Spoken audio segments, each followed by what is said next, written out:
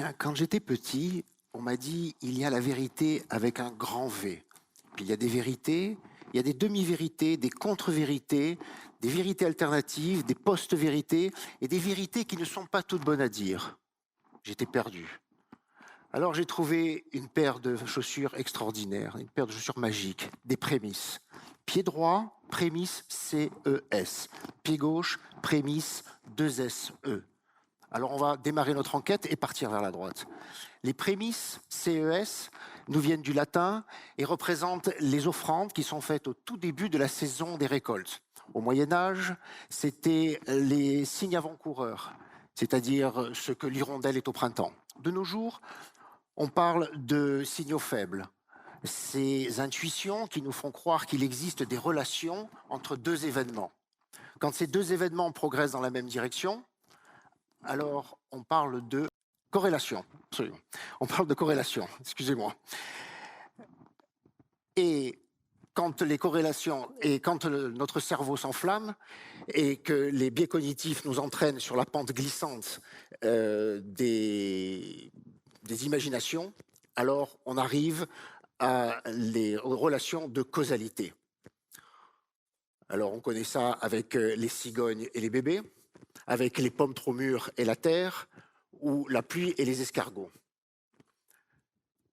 Mais avec la causalité, il faut faire attention, parce qu'on peut vite dériver vers le complot. Alors il existe une méthode. On va demander à notre hypothèse de causalité de respecter 3 propriétés.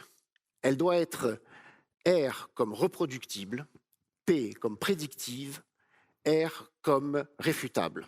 Alors réfutable veut dire qu'on peut la tester. Et si on trouve une meilleure solution, on l'abandonnera.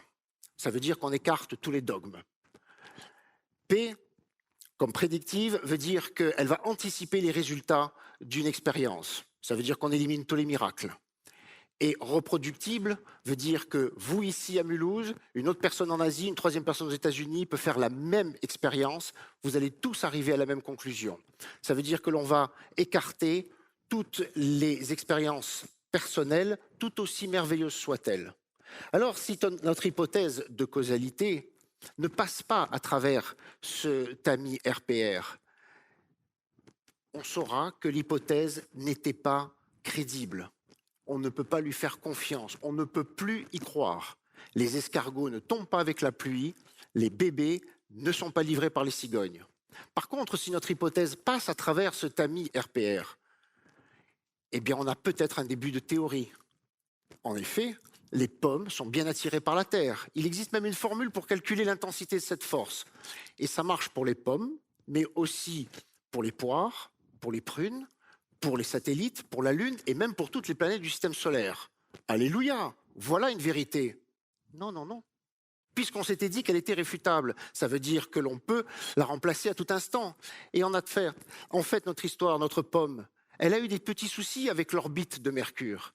Et en 1915, Albert Einstein a proposé une nouvelle théorie, plus solide, qui a remplacé la pomme de Newton. Alors donc, notre pied droit, prémisse CES, nous a fait découvrir un monde où il existe le faux, on sait que l'on ne peut plus y croire, et puis des théories un peu plus crédibles, à laquelle on peut donner un peu plus de confiance, mais jamais la certitude de la réalité. Comme un segment continu qui va de 0 à 1, le 0 inclus, le 1 exclu. Bon, alors si la vérité n'est pas de ce côté, allons voir de l'autre côté. Les prémices 2SE veut dire une proposition sur laquelle on va construire un raisonnement. Alors, on ne demande strictement rien aux prémices, aucune contrainte. C'est open bar, vous mettez ce que vous voulez. C'est arbitraire, c'est conventionnel, c'est subjectif. La seule chose, si on veut que notre raisonnement ne s'écroule pas, il ne faut pas qu'il tremble trop. Il faut même le bloquer. Donc on va dire que ça devient inviolable. Par exemple, nous décidons de jouer au ballon. On va prendre un ballon, on définit un terrain, des cages, et l'on va se dire, voilà, le ballon, on ne peut pas le toucher avec les mains. C'est interdit. Et celui qui transgressera cette loi sera puni par un penalty. Ainsi soit-il, le football est né. Et là, au miracle, La France est championne du monde en 2018, ça c'est une vérité. Et tel joueur est ballon d'or, deuxième vérité. Et telle action est hors-jeu, troisième vérité. Alors à ce stade de l'enquête, on peut se dire que la vérité est dans le football. Mais pas que. Vous changez la forme du ballon et vous changez le prémisse. Vous dites cette fois-ci, le ballon, on peut le jouer avec les mains, mais il est interdit de le passer en avant, uniquement en arrière. Ok, abracadabra, nouvelle vérité. Les All Blacks de la Nouvelle-Zélande sont les champions du monde. Il ne vous aura pas échappé que la vérité n'est plus la même entre le football et le rugby. Donc les vérités seraient-elles juste locales, contextuelles, émergentes, de prémices gratuits, arbitraires, conventionnels, subjectifs? Au cours de son histoire, l'homme a écrit beaucoup de livres. Et certains de ces livres commencent par « Au commencement, il y avait ceci, ceci et cela ». On tourne la page. Et par conséquent, il s'est passé ça, ça et ça. Vous voyez ce que je veux dire? Je parle des éléments d'Euclide, écrits il y a 2300 ans à Alexandrie. Première page, 5 postulats indémontrables. Et à la suite, des théorèmes. Tous les théorèmes de la géométrie plane, tous vrais pour l'éternité. Et j'imagine que vous vous rappelez encore du théorème de Pythagore. Vous les avez tous appris à l'école. Voilà un monument de vérité issu de 5 postulats indémontrables. Au XIXe siècle, un mathématicien un peu taquin s'est dit, mais si on en changeait un sur les 5, on en garde 4 et on en change un. Le quatrième théorème, le quatrième postulat, vous vous souvenez, celui des parallèles, celui qui dit que par un point en dehors d'une droite, il ne passe qu'une seule droite. Eh bien lui, il dit non. Par un point en dehors d'une droite, il ne passe plus de droite parallèle. Elles vont toutes couper cette droite-là. C'est ainsi qu'est née la géométrie courbe. Et la géométrie courbe, vous la connaissez. C'est celle qui vous fait passer par le Groenland quand vous volez depuis l'Europe jusqu'aux États-Unis. Donc vous voyez qu'à partir de 2 groupes de prémices, en n'en changeant qu'un seul, on arrive à 2 nouvelles vérités. Donc la prochaine fois que vous prenez l'avion, au moment où vous levez, que vous allez aux toilettes, réfléchissez-y, vous allez traverser la cabine, vous serez entre 2 rangées parallèles. Vous allez aux toilettes dans la géométrie d'Euclide, pendant que le pilote vous emmène à Los Angeles dans la géométrie courbe. Bien, pardon. Alors, à ce moment de notre enquête, on peut faire une hypothèse. Mais est-ce que la vérité, en fait, ça ne serait pas très simple? On prend un pot, on y met 5 ou 6 prémices, arbitraires, gratuits, conventionnels, on arrose avec de la logique et on fait naître les vérités qui nous arrangent. Et ça marche. Déclaration des droits de l'homme, Constitution, programme politique, économie, pseudosciences, médecine alternative, sectes et toutes les grandes idées en isme. Judaïsme, christianisme, islamisme, taoïsme, bouddhisme, communisme, socialisme, capitalisme, anarchisme et ne pas oublier le scientisme. Alors notre jambe gauche nous a amenés dans un grand jardin où il y a plein de petits pots, au fond des petits pots des prémices arbitraires, d'où ont émergé des vérités, le 1, la non-vérité, le 0, des couples binaires, mais il n'y a pas 2 couples qui ont la même couleur.